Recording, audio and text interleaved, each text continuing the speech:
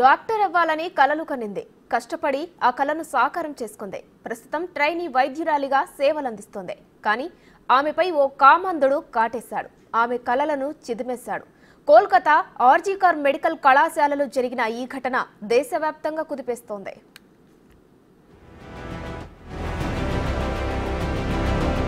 కోల్కతాలో అమానవీయ ఘటన. జూనియర్ డాక్టర్పై అత్యాచారం, హత్య.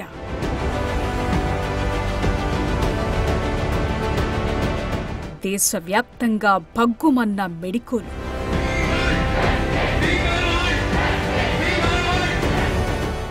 నిందితుడిని కఠినంగా శిక్షించాలని డిమాండ్.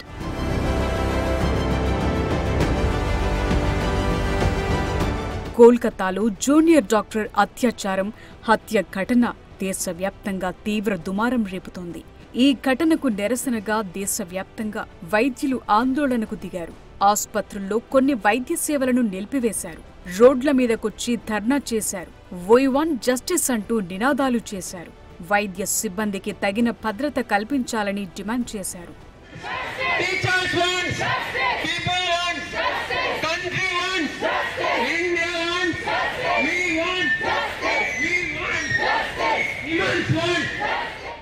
మరోవైపు ఈ కేసులో సంచలన విషయాలను వెల్లడించారు పోలీసులు. వైద్యురాలిపై నిందితుడు అత్యాచారం, హత్య చేసిన తరువాత తాను ఉండే ప్రాంతానికి తిరిగొచ్చి హాయిగా నిద్రపోయినట్లు చెప్పారు. వైద్యురాలిని మొదట హత్య చేసి ఆ తరువాత నిందితుడు అత్యాచారానికి పాల్పడి ఉంటాడని అనుమానిస్తున్నారు పోలీసులు. బాధితురాలి కళ్ళు, నోరు, అంతర్గత అవయవాల నుంచి రక్తస్రావం చోటు చేసుకున్నట్లు తెలుస్తోంది. ఇతర భాగాల్లో కూడా గాయాలున్నట్లు తేలింది.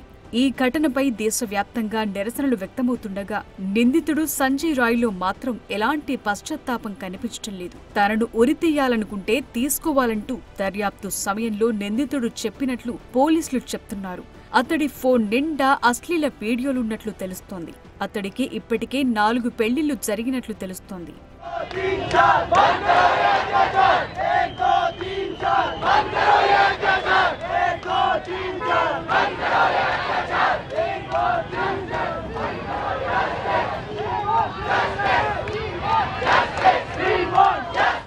ఇక ఈ ఘటన పొలిటికల్ టర్న్ తీసుకుంది. ప్రతిపక్ష బీజేపీ టీఎంసీపై తీవ్ర విమర్శలు చేస్తోంది. ఈ నేపథ్యంలో బాధిత కుటుంబాన్ని సీఎం మమతా బెనర్జీ కలిశారు. ఈ సందర్భంగా కీలక వ్యాఖ్యలు చేశారు. కేసును పోలీసులు వచ్చే ఆదివారంలోపు పరిష్కరించకపోతే సీబీఐకి అప్పగిస్తామని చెప్పారు. పోలీసులు చేసే దర్యాప్తు వేగంగా లేకపోతే కూడా సీబీఐకి అప్పగిస్తామని అన్నారు మమతా బెనర్జీ.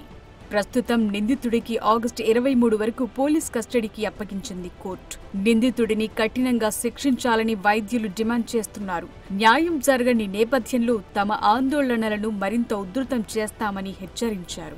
అందరం డాక్టర్స్ అందరూ కలిసి we are supporting, we are protesting the injustice happening over there in the Kolkata, because all the women we are here to support our, and all the men we are here to support what is the injustice happened in Kolkata. Especially medical colleges lo security breaches, security issues gurinchi concern raise chestu all over India memu nation wide ga candle march start chestunnam.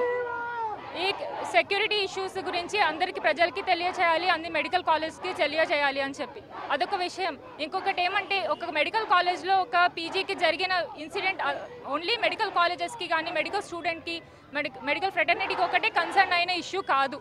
ఇది అందరు పబ్లిక్కి తెలియాల్సిన issue కాబట్టి మేము candle మార్చి ఇలాగా బయట సొసైటీకి తెలియజేయాలని చెప్పి బయటికి వచ్చున్నాము.